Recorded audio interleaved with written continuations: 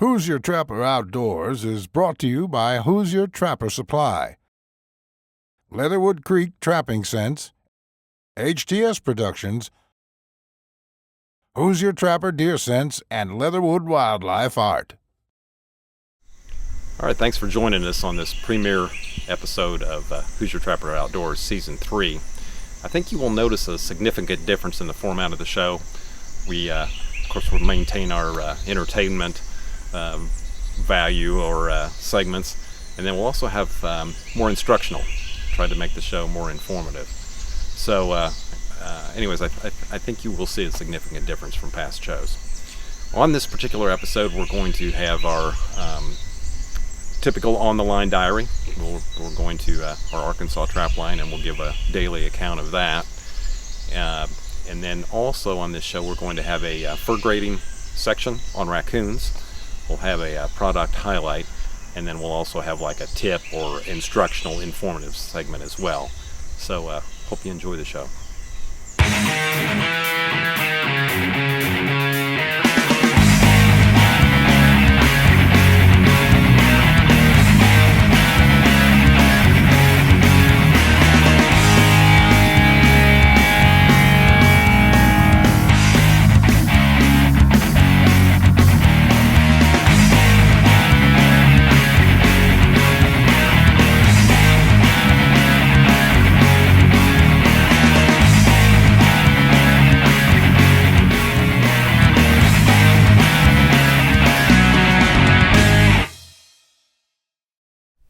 All right, we arrived in Arkansas.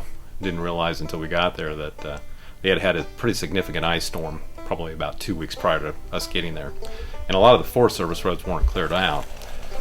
The first day of setting traps was spent basically clearing the roads so that we could get through. And we didn't realize, of course, that we were going to be doing that. Obviously messed us up with our efficiency of getting traps set out. And at first it's like, okay, we'll clear a couple trees, and then as we continued, it just got worse, and it was pretty frustrating to deal with that and to burn all that time up with that. It's probably a little more entertaining now than it was then. Some of you may ask, why we didn't just choose a different road. Well, for one thing, the roads are somewhat limited. The other thing is this is our north-south road, which basically starts our line and gives us our efficiency in building our line. So it was really a fairly important, or a very important road, and giving us our initial access to the forest. So anyways, we dealt with it and we got through it, but it definitely slowed us down. Yep. All right, we actually rounded up some help to move these logs out of the road and all these trees and brush and stuff. But it's kind of nice to have 3 more hands. In all reality, actually, we ran into these guys last year, right on the last day that we were leaving, and they were trapping too. And you may have saw that on one of our past episodes. This is Trent and Jared Hearn, his dad, and Taryn Blansett. And we both checked lines this morning. Then we kind of met up, and we've been working on this road. We're kind of piggybacking back and forth, setting traps and moving trees. Basically, is what we're doing. So, anyways, but we got some help, and we've got our Arkansas friends here, and anyways, we're getting through it, setting traps, having a good time.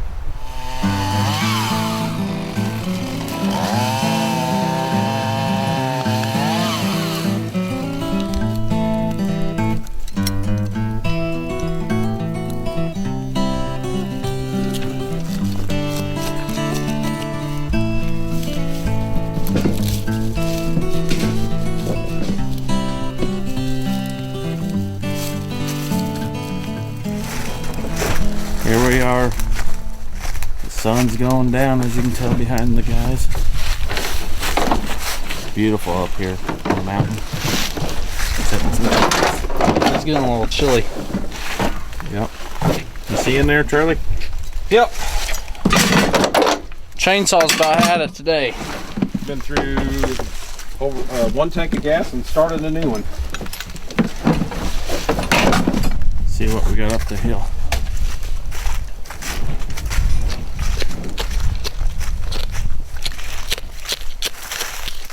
Trapping in the dark's a little different, huh? All right, check day one. Pretty uneventful. Nothing, as you saw, there was nothing to show. Didn't catch anything. We only had 14 sets out, mainly because we dealt with all those trees the first day we were actually setting traps. We met up with our Arkansas friends and initially spent the day, part of the day clearing roads, setting traps, that kind of thing.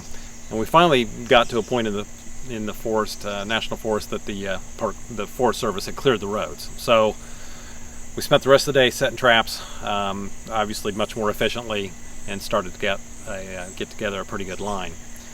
So at this point, we're just looking forward to check day 2, get all that stuff behind us, and move forward for the rest of the trip, hopefully a lot more productive. Before we get back to the line, give you a little product highlight that we're pretty excited about and have had tremendous positive feedback. I am really proud of this bait. I've been working on it for a number of years. It's a Top Dog Predator bait. We started offering it for sale, I think, about 4 seasons ago, and it's based on bobcat meat. And I wanted something different than the traditional Nelson bait formula, which is out there. It's an excellent bait, but there was no reason to rehash that same formula. So we did take bobcat meat. That's the only similarity, and worked off of that. We're basically using a fresh, relatively fresh mix of bobcat meat with a more aged mix, and then adding additives to that to make this bait. We've used it ourselves in 3 different states, and we've of course had trappers use it now all across the country, and the response has been really outstanding. It's works on any predator, basically fox, coyote, and bobcat, and it's got just a tremendous ability to keep that animal at the set to get caught. Generally I think that your lure is probably what they smell first. Your urine, of course, is there as a fear eliminator, just the idea of urine there to check just like any dog that comes by where a dog pees in your yard, they're going to check it out. But the bait's what keeps them there to get caught in the trap. So anyways, I'm like I said, I'm really proud of this bait. It's all we use. We don't really use anything else at all in terms of, or we don't use anything else at all in terms of bait. But so if you haven't tried it, I think you would find that it works quite well for you. It seems to work in any part of the country. We do offer an Arctic version. It's the same bait, Top Dog bait, but we've added some skunk to it for cold weather. And so it's just the only difference is it's got some skunk added to it. So we offer it in 3 sizes. We offer the 16-ounce standard size, the 32-ounce, and a gallon. So we, for those of you that go through a lot of bait or do a lot of trapping, we do have the gallons available. And we also offer the Arctic in all 3 sizes as well. So if you haven't tried it, you ought to give it a try.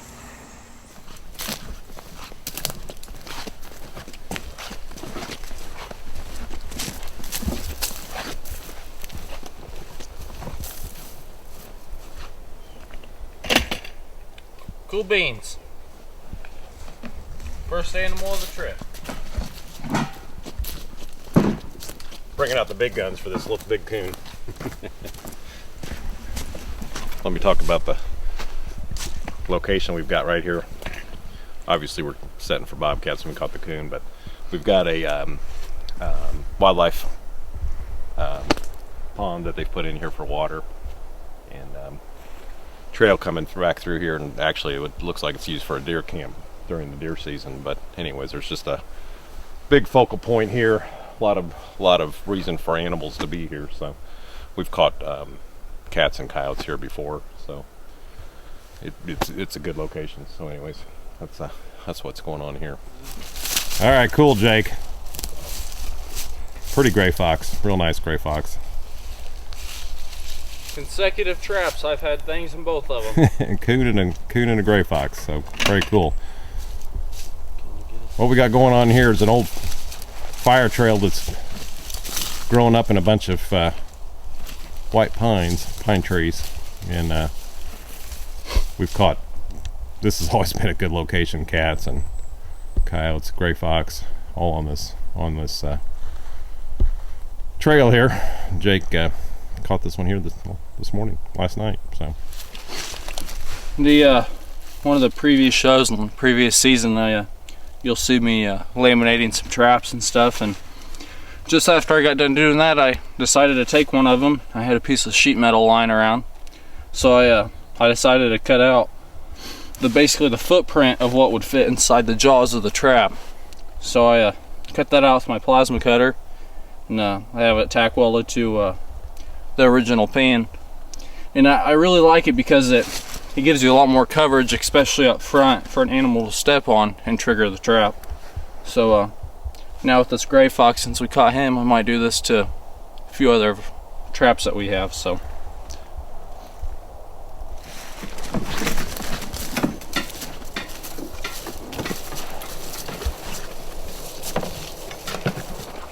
that one? Alright! Yeah. That's only my second one ever. Ever? Well, third. That one kind of got away. You can't count the fish until he's in the boat. Yeah, here's the set. Okay. Made a basic dirt hole set right here along the road. And lucked out for us. Drag pulled him off out of view for people coming through. Played it safe and worked out. At this point in the day, we decided to stop and have some lunch, kind of figure out where we wanted to go set some more traps at. Good thing our buddy Jared was there with us. He knows some back roads that we've never been on before, some new places that we could possibly set. But if you want to see how this all turns out, you're going to have to check back with us in the next episode to see where this heads. But for now, we're going to get back with Charlie. He's got some fur grading and trapping tips he'd like to share with you. All right, coon, the big item of the fur trade, and the item that most people catch quite a few of, and also the item that's the most frequently mishandled. And we've got example here of coons that have been very well handled, very well fleshed and put up. We've got, just as a brief overview here, we've got coon that are wire stretched, and then we've got coon that are been stretched on boards. And we'll kind of take a look at each one of them. First comment is everything's very well fleshed. From the ears down, everything's off. I mean, we just got skin here, no fat, meat, or membrane on here at all. Heads just don't need to be fleshed. If you do have globs of meat or fat on there, or not fat, but globs of meat or whatever, that does need to come off. But the head itself, that membrane can stay on there. It does not need any attention. So from the ears down is where your attention needs to be. The most common mistake is this area right here. There's kind of this triangular area that's a sinewy, tough area, and then later in the time of the year when they start to rub or whatever, and then the rut, it'll actually have scar tissue. That is the area that everybody struggles with to get fleshed properly. So a lot of times that requires you actually taking your knife and shaving that off with a sharp edge. So, but anyways, these have been all very well handled. Here again, the fur is clean. It's been well combed out. It's dry when it went on the stretcher, and very nicely handled. Tails are not super important. One thing, when you get ready to take these off the stretcher, they need to be fully dry. When you hold them out like that, the tail should stick out. It shouldn't flop down. So that tail is usually the last part that actually dries. And when you flush them, you do need to go down the tail and remove that fat that's in here so that properly dries. So very important. Another way to check if they're dry is you can push on the ears, and if the ears are nice and hard, then that's another indication that the skin is ready to come off the stretcher. Don't take it off before it's not fully dry. So anyways, very important. Put up on coon, typically as the coon gets larger, you can get a little bit wider, particularly if you're on a wire stretcher. When these are measured for length, they're going to go to the highest side. So it's important when you put them on the stretcher to have the base as even as possible on both sides. So technically, I think this side's a little bit higher, so that's where they're going to actually measure for the length. And that coon's 35 inches. This coon, there's no reason to make it any thinner than this. It's a giant coon, 35-inch length. I think it's a 4XL. It's an 8.5 inch base, almost a 9-inch base. You could go skinnier and get a little more length out of it, but that coon really doesn't need much else. Very nice coon. These coons here, they're a little bit slatier blue color. This one right here was caught in a snare. Typically that's going to go at least a slight damage when that's on there, because they just don't know how much damage that snare is going to cause and what issues there may be when the skin is actually tanned. It's missing part of its tail. It has no effect on the value. Don't lose any sleep over it. It makes no difference at all. This was a sow coon, probably had a late litter. You know, she's recouping from having her young.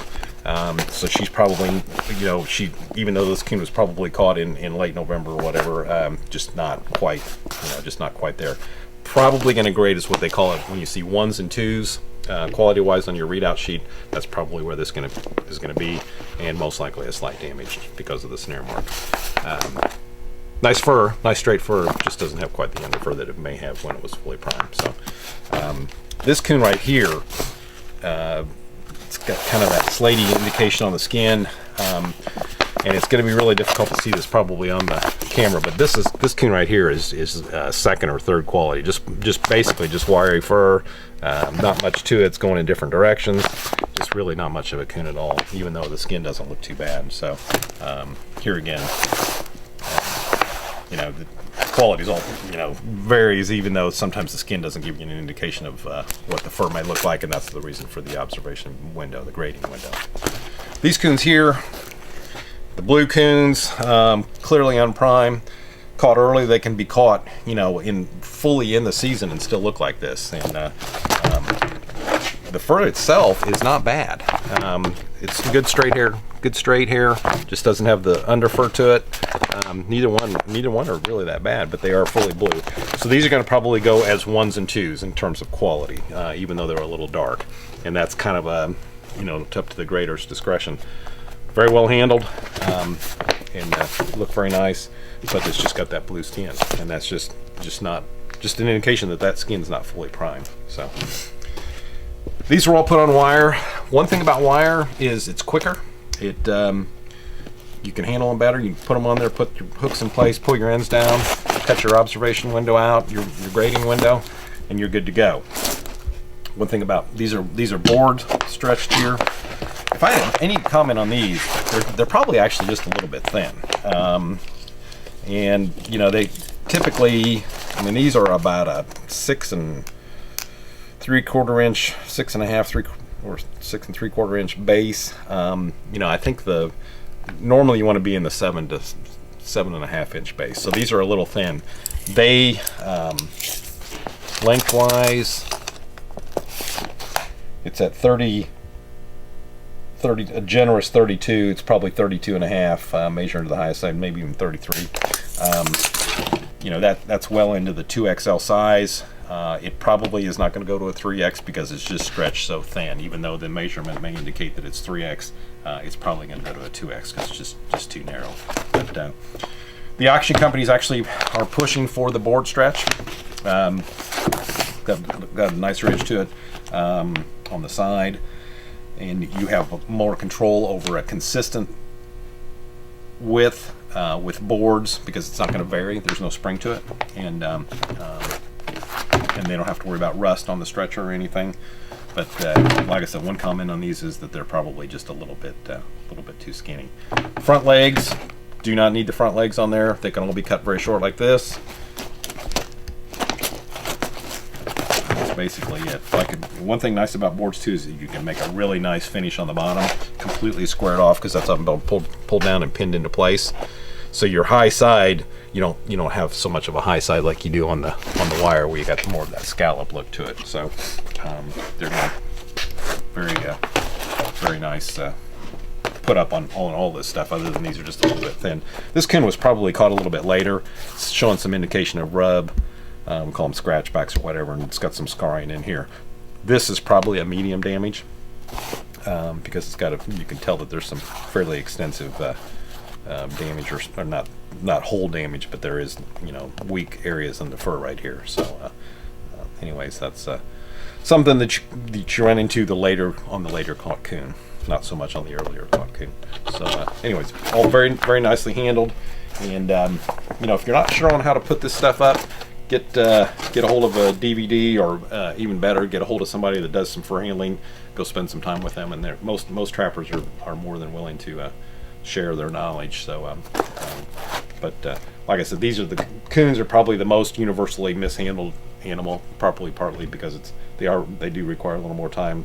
They require some technique, and of course it's our biggest number one fur-bearing animal in North America. So, anyways, hope that helps, and give you kind of a brief overview here. All right, trapline suggestion, trapline tip, whatever you want to call it, for this episode. Really, we're not going to show any hands-on on this episode. We're just going to talk a little bit about managing your trapline. As you saw, we were pretty conscious about the flow of the line so that we weren't backtracking much. Ideally we want to work in a big circle, and each day we'll build on that line so that we're as efficient with the property that we have to check, and no wasted time, no wasted effort. True, we have all day to trap, but we are there to trap, and so we want to be as efficient with that as we can. And it really doesn't matter if you're on a trip or if you're at home. In fact, if you're trapping at home, the efficiency is very important, because what happens is you're probably going to be working. So you need something that you can check before work, before school or whatever, and it makes the most sense. Another thing that's really important too is sometimes you just can't because of work and obligations or whatever, but when you do have the time and when we're on these trips, it's very important that when you get done checking traps, that you continue to set new traps and set new areas. And that way you've always got fresh sets to look at. Now with coyotes, sometimes it takes 2 or 3 days for things to kind of settle in, your human scent to go down, and just the set itself to kind of look more natural, or age to the location. But it is always important to continue to set traps and expand your line. One example, and you'll see later in the show, by the time we were done with this line, we were up to almost 60 miles from start to finish, and that was almost solid traps. I mean, in other words, there would be miles that we go that may not necessarily have traps, but that was generally the line to check. There was one day in particular that we literally checked about 30 miles and did not make a catch. And when we got on the back half of it, we actually did quite well. So we were in different sets of animal groups, the way they would run their areas. So if you continue to have a longer line, or even in states that let you check it, one day, or skip a day, or have a 48 or 72 hour check, then you can literally have 2 or 3 lines going and really expand or increase your success. So being efficient doesn't take the fun out of it. It is something that maybe you need to learn to work at a little bit. I'm sure we all do, but it actually adds to the fun because it adds to the success. And it is when things move along as planned, or somewhat as planned, then things are definitely a lot more fun and a lot more successful. Thanks for watching. Join us next time on August 22nd for the next episode, and we'll see you then.